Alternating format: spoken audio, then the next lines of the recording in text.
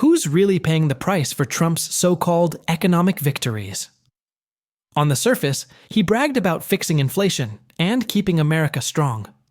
But behind the headlines, the numbers tell a much darker story. Wholesale prices are surging, consumer costs are exploding, and insiders say Trump is scrambling to hide the truth. From tariffs that backfired to secret moves inside the Bureau of Labor Statistics, the cracks in Trumponomics are finally showing, and the fallout could hit every American household faster than anyone expected. The latest economic data hit like a thunderbolt. Wholesale prices, the numbers that reveal what businesses are charging each other before anything ever reaches the consumer, just jumped more than 3%. That's not a small bump. It's way higher than what economists expected, and completely off the charts compared to Wall Street's predictions. The rise might sound technical, but here's the reality. When wholesale costs spike, it's only a matter of time before everyday Americans feel the squeeze. Economists who once dismissed the warning signs are now realizing the truth. The so-called tariff strategy Trump pushed isn't just failing, it's backfiring in spectacular fashion. What was supposed to be painless is quietly turning into one of the biggest financial shocks in years. And as these numbers climb, the pressure doesn't just stay on businesses. It rolls downhill until it hits the one group Trump insists he's helping: ordinary families. But as bad as these figures look on paper, the real chaos begins once they show up in your everyday life. When wholesale costs jump, families can't escape what comes next. The price hikes trickle down fast, showing up at the gas pump, the supermarket, and even the pharmacy counter. Suddenly, that weekly grocery bill stretches higher than ever, and essentials that once felt affordable start looking like luxuries. Take fruits and vegetables, for example. Because of Trump's tariff war, the U.S. cut itself off from cheaper imports, forcing families to rely solely on domestic supply. The result? Prices for produce have soared nearly 40% in just months. A bag of apples, a head of lettuce, or a carton of berries now cost dramatically more than they did last year. For millions of households already struggling, that kind of jump isn't just inconvenient. It's devastating.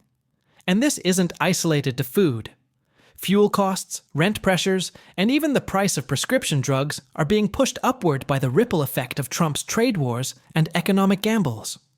What started as a bold claim of winning the trade fight is now landing squarely on the backs of ordinary Americans. But here's the kicker. Instead of rethinking his strategy, Trump doubled down. And that's where the story takes an even darker turn. From the very beginning, Trump's economic bet was built on a dangerous assumption that businesses would simply absorb the cost of his tariffs instead of passing them along. He raised duties on imports, claiming foreign producers would be the ones to suffer, while American families would somehow remain untouched. But businesses don't operate as charities. They're built to make a profit, and when faced with an 18% spike in costs, they weren't about to swallow the loss.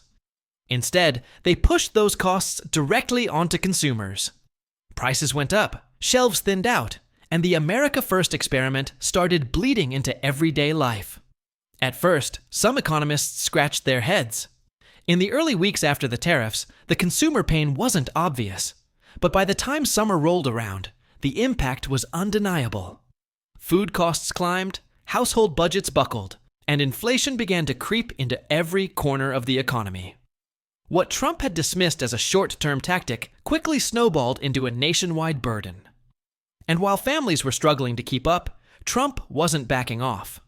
In fact, he was already gearing up for his next move, one that would drag the Federal Reserve into the storm. As inflation began climbing, Trump turned his attention to the Federal Reserve.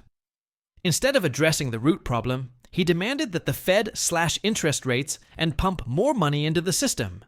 His message was simple: make borrowing cheap, flood the economy with cash, and hope the short-term sugar rush would mask the pain of rising prices. But the Fed wasn't buying it. Their mandate is to keep inflation stable, and the numbers were flashing red. Instead of trending down toward their 2% target, inflation was pushing closer to 4%, a dangerous level that could spiral if left unchecked. Cutting rates in that environment would be like throwing gasoline on a fire. Still, Trump's pressure was relentless. He wanted cheap money to juice the economy ahead of political milestones, ignoring the long-term consequences. Economists warned that bending to his demands could wreck financial stability. But Trump wasn't interested in warnings. He wanted control. And that's when the story took an even riskier turn, because Trump's battle wasn't just about influencing the Fed. It was about rewriting the numbers themselves. When pressure on the Fed wasn't enough, Trump looked for a more direct way to control the story. Reports suggest he turned to the Bureau of Labor Statistics, the agency responsible for the official jobs numbers, inflation data, and economic reports that shape public perception. And what did he try to do? Remove the professionals and replace them with loyalists. One name floated was E.J. Antony, a Trump ally who even marched on January 6th. Installing someone like that at the head of a 140-year-old institution would give Trump exactly what he wanted: the power to manipulate the numbers. If inflation looked bad, adjust the stats. If jobs were shrinking, rewrite the report. Suddenly, reality itself could be edited to fit the narrative. It wasn't just a question of spin. It was a direct threat to the credibility of America's economic system. Because once you start cooking the books at that level, every family, every investor, and every worker is left blindfolded, unable to trust the numbers that guide their daily lives. And if this strategy sounds extreme, it shouldn't. Because Trump has a long history of playing this very game. If you think Trump's plan to rewrite official economic numbers is far-fetched, just look at his track record.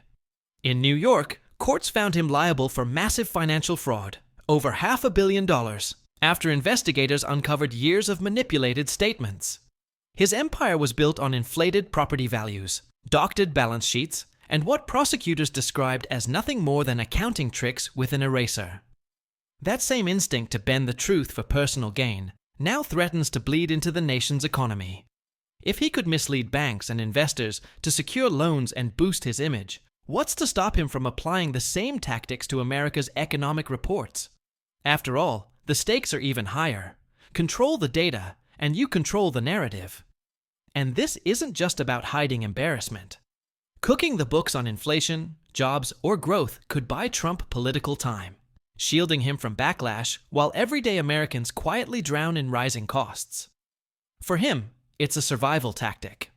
For the rest of the country, it's a ticking time bomb. And that bomb is already being felt in the most personal way possible, at the kitchen table. While Trump and his allies play games with numbers, real families are the ones paying the price.